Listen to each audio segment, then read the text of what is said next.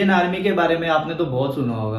तो आज हमारे साथ है रिटायर्ड आर्मी मैन जिनका नाम है Avtar Gill. Welcome sir and good evening sir. और हमारे शो का नाम है टॉक विद द स्टार्स।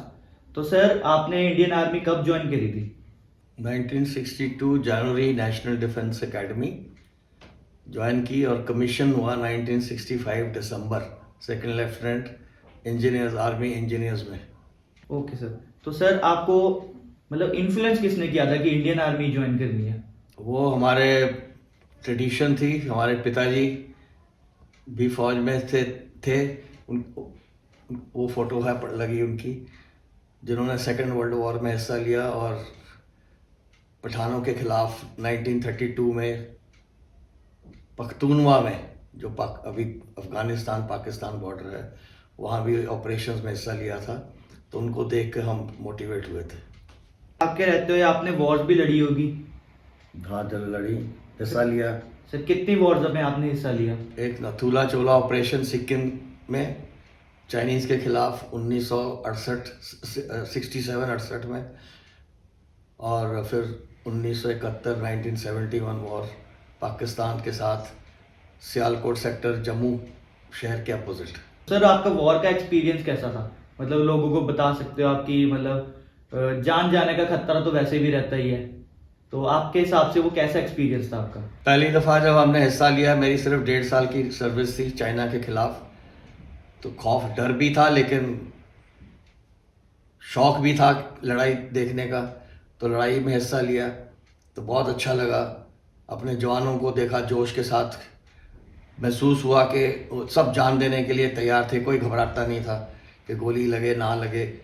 ये था कि देश की रक्षा करनी है और उसी के लिए हम जिंदा हैं, और बॉर्डर पे चाइनीज़ को घुसने नहीं दिया हमने। और वो मेरा पहला एक्सपीरियंस था मेरे अपने जवानों के साथ, सिपाहियों के साथ। माना जाता है कि आर्मी पे भी पॉलिटिकल प्रेशर होता है, तो ऐसा सच में होता है?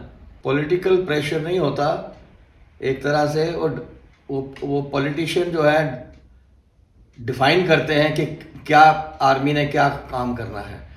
जब उनका अपना मिशन क्लियर नहीं होता, तो इसीलिए जब फौज को जो है वो क्लियर इंस्ट्रक्शन नहीं होती, तो एक तरह से वो आर्मी में प्रेशर हो जाता है कि क्या अचीव क्या करना है। वो पॉलिटिकल मास्टर जो है उसका काम है बताना, फौज का नहीं। तो वो एक तरह का प्रेशर होता है कि क्लियर डायरेक्शन जब ना मिले। एक सर आप अपने नाम के आगे एक बॉम्बे सैपर्स जरूर लगाते हो, सर उसको मतलब क्या इन्फ्लुएंस है आपका कि वो सैपर्स लगाना वर्ड?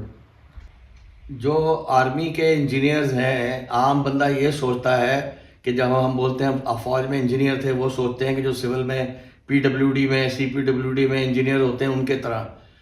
बेशक हम इंजीनियर हैं, लेकिन हमारा काम लड़ाई के मैदान में होता है, और जो यहाँ में सालों में काम नहीं होता, हम घंटों में काम करते हैं। मिसाल के तौर पर कोई हेलीपैड बनाना, कोई नहरों या नदियों के ऊपर पुल बनाना, जो यहाँ में कई कई साल लगते हैं, हम 3-3 घंटे में सिंध नदी जैसी नदी को भी पार करने की हमारे में क्षमता होती है, जिसके ऊपर से टैंक और सबसे बड़ी भारी गाड़ियाँ भी पार हो सकें। तो उस तरह के पुल, जो मैकेनिकल पुल होते हैं, वो बनाने की ट्रेनिंग होती है। बारूद को हैंडल करना, पुल तोड़ने, दुश्मन के टूटे हुए पुलों को जोड़ना, बारूद बिछाना ताकि दुश्मन उसके पार ना आ सके, और अगर दुश्मन ने बारूद बिछाए हुए ज़मीन के अंदर, उनको निकालना ताकि हमारे टैंक और गाड़ियां पार हो सकें। इस तरह के कुछ काम हमारे हैं, और इसीलिए उनको हम सैपर्स कहते हैं। तो इंजीनियर से वो हटके हैं, होते बेसिकली इंजीनियर, लेकिन ये काम लड़ाई के मैदान में आम इंजीनियर नहीं कर सकता। सर एक जो होता है आर्मी मैन वाले डिसिप्लिन होते हैं, बिल्कुल मतलब पूरा डिसिप्लिन मेंटेन करके रखते हैं। सर आप जब रिटायर्ड हुए, आपने वो डिसिप्लिन कैसे मेंटेन करा? और एक फिजिक जो होती है मेंटेन करनी होती है या मेंटेन करके रखते हैं, वो आपने रिटायर होने के बाद कैसे मेंटेन रखी? वो रिटायर होने के बाद भी या सर्विस के दौरान, जब तक आदमी की सेहत अच्छी नहीं होगी, वो काम अपना नहीं कर सकता सही से। उसका दिमाग और शारीरिक संतुलन जो है वो नहीं रह सकता। तो रिटायरमेंट का मतलब ये नहीं कि हम सर्विस जो है फौज की छोड़ दी, हम फिर भी सर्विस करते रहते हैं। उसमें शामिल है, जैसे हमारे जवानों की शहीद हो जाते हैं, उनकी विधवाएं, उनके बच्चे, उनके गांव में वो दूर दूर जगह में रहते हैं, उनकी देखभाल करनी, उनकी मदद करनी, अगर उनको उनकी जो ज़रूरतें हैं नहीं मिलती तो वो सब सेवाएं जो है हम उनकी हेल्प करते हैं। जब तक हम फिर भी फिज़िकली फिट नहीं होंगे, मेंटली अलर्ट नहीं होंगे, तो इवन आफ्टर रिटायरमेंट हम वो एक तरह का हमारा परिवार बन जाता है सारी उम्र के लिए, तो उनकी सेवा नहीं कर सकते।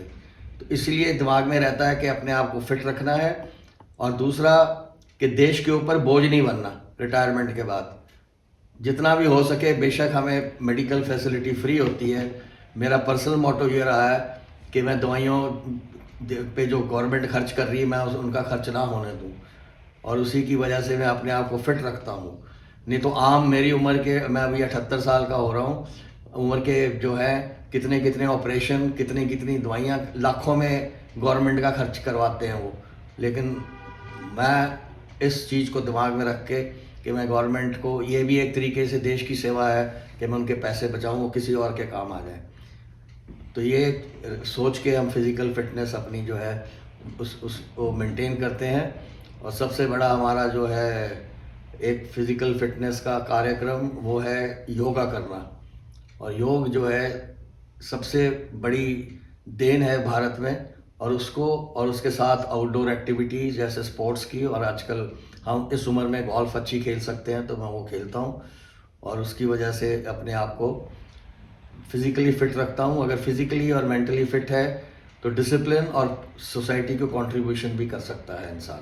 तो वो मेरी वो जो है कोशिश रहती है कि मैं अपने आप को सही रखूँ और फिट रखूँ। अलग अलग कंट्रीज में भी इंडियन जो आर्मी मैन होते हैं उनको ज़्यादा प्रेफर किया जाता है कि इंडियन आर्मी मैन हम रखेंगे ऐसे। तो सर ऐसा क्यों होता है? दुनिया में हमारी आर्मी जो है नंबर 4 पे लार्जेस्ट स्टैंडिंग आर्मी है, और डिसिप्लिन्ड आर्मी है। और हमारी आर्मी इतने स्टेटों से, इतने तरह तरह की भाषा, तरह तरह के लोग मिलकर एक नेशनलिस्ट जो है सेवा भाव से लड़ते हैं। और उनका जो डिसिप्लिन और कल्चर, जो भारत का कल्चर है, वो उसको फौज में भी मेंटेन रखते हैं, जो कि बाहर वालों को, बाहर के मुल्कों में जहाँ भी हम उनकी मदद करने जाते हैं उनको बहुत पसंद आता है, क्योंकि उनमें ना करप्शन, ना उनमें कोई चोरी का मुद्दा, या जो सिखाया गया है उसके हिसाब से ही वो काम करते हैं जो सारी उम्र किया है, और ये उनको बहुत पसंद है। और इसीलिए हमारी जो सेना है वो यूनाइटेड नेशंस से जब भी कहीं भी झगड़ा होता है किसी भी मुल्क में, बाहर के मुल्कों में, जैसे इराक हुआ, कॉन्गो हुआ, अफ्रीकन कंट्रीज़, तो वहाँ में हमेशा हमारी फ़ौज को पीस कीपिंग, शांति बनाए रखने के लिए दो गुट जो लड़ रहे हैं आपस में, उनकी देखभाल करने के लिए हमारी आर्मी की बहुत डिमांड रहती है। सर आपने एनडीए भी ज्वाइन की हुई थी, तो सर आपने उनमें वहाँ दूसरे जो नौजवान थे उनको ट्रेनिंग भी दी थी, तो सर उसका ट्रेनिंग का आपका क्या एक्सपीरियंस है?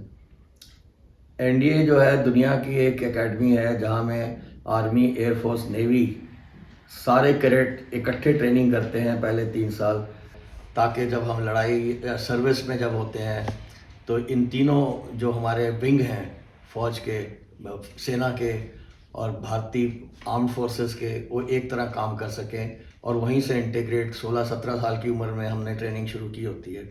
तो वो जो है उसका फ़ायदा ये होता है कि जब हम लड़ाई के मैदान में भी जाते हैं तो हमें समझ होती है कि अगर हवाई से हमने मदद लेनी है तो कैसे मिलेगी, हमारे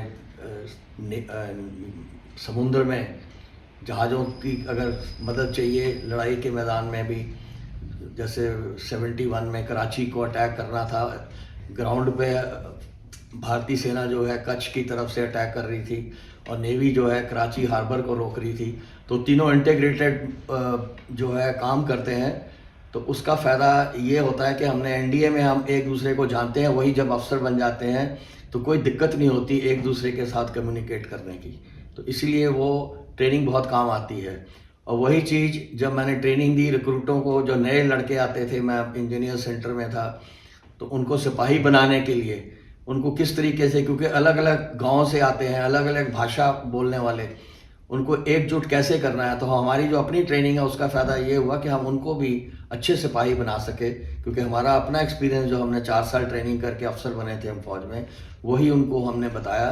और उसका फ़ायदा ये होता है कि वो सिपाही बहुत अच्छे तरीके से ट्रेन होते हैं, और वो एनडीए वाले जो हैं, जो नेशनल डिफेंस एकेडमी से आए हैं, उनका जो एक्सपीरियंस होता है वो बहुत अच्छे तरीके से एक नया सिपाही बनाने के लिए फ़ौज के लिए काम आता है।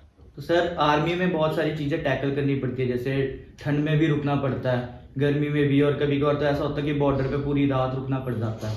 तो सर उस चीज़ को आपने टैकल कैसे किया था? वही ट्रेनिंग का हिस्सा होता है। जब हम हाई एल्टीट्यूड, और हिंदुस्तान की फ़ौज एक ऐसी फ़ौज है, दुनिया में और कोई मिसाल नहीं है, जो कि सिर्फ अपने बॉर्डर्स को गार्ड करने के लिए लड़ाई लड़ती है। अमेरिका हो, यूके हो, उन्होंने अपने मुल्क को बचाने के लिए लड़ाई नहीं लड़ी, उन्होंने दूसरों के लिए लड़ाई लड़ी है। तो इसीलिए जो उनका काम करने का तरीका है वो सिर्फ हथियारों से और टेक्नोलॉजी से, लेकिन हमारी जो फ़ौज है वो अपने बॉर्डर्स को, अपने देश को बचाने के लिए लड़ती है। और हमारा देश इतना विशाल है कि 20-20 हज़ार फुट के लड़ाई के मैदान हैं, जंगल हैं, नॉर्थ ईस्ट में जंगलों में लड़ाई लड़नी पड़ती है, राजस्थान के बॉर्डर पे रेतों में लड़ाई लड़नी पड़ती है, अंडमान निकोबार जो कि द्वीप है वहाँ लड़ाई लड़नी पड़ती है। तो ये जो है, इस तरह ट्रेनिंग इस तरीके की मिलती है कि हम सब जगह एक में ट्रेनिंग करते हैं, और एक जो है इंसान या रेजिमेंट या यूनिट या सिपाही 3 साल से ज़्यादा एक सेक्टर में काम नहीं करता। उसको एक सेक्टर से दूसरे सेक्टर में भेज दिया जाता है। मिसाल के तौर पर अगर राजस्थान में है तो उसको 3 साल के बाद हाई एल्टीट्यूड यानी 13,000 से 20,000 फुट जहाँ में बर्फ़ी जमी रहती है वहाँ जाना पड़ता है। वहाँ जब 3 साल हो जाते हैं या उसके बाद नॉर्थ ईस्ट में जहाँ में जंगल ही जंगल हैं, तो उसकी ट्रेनिंग हो जाती है। जब वो ख़त्म होता है तो फिर अंडमान निकोबार जहाँ में समुंदर और पानी में ही द्वीपों पे लड़ाई लड़नी होती है। तो इसीलिए हमारी जो सेना है और हमारी ट्रेनिंग है वो किसी तरह का भी क्यों ना मौसम हो या हालात हो, लड़ने की काबिलियत रखती है। इनका एक्सपीरियंस जान के तो हमें बहुत अच्छा लगा, बहुत गूज़बम्स आए। आर्मी मैन की लाइफ अच्छी, मतलब खतरनाक होती है, रिस्की होती है, इनकी वजह से है कि हम यहाँ पे सेफ बैठे हैं। तो ऐसे और इंटरव्यूज के लिए जुड़े रहिए चितकारा न्यूज़ के साथ। मैं ब्रिगेडियर रैंक से रिटायर हुआ था, जो उन्होंने बताया नहीं, और पूरे 40 साल मैंने यूनिफॉर्म पहनी है, 1962 से लेके 2001 तक। तो ये ज़रूरी है बताना कि एज अ ऑफिसर रैंक जो स्टार रैंक होता है वो ब्रिगेडियर से शुरू होता है, 1 स्टार।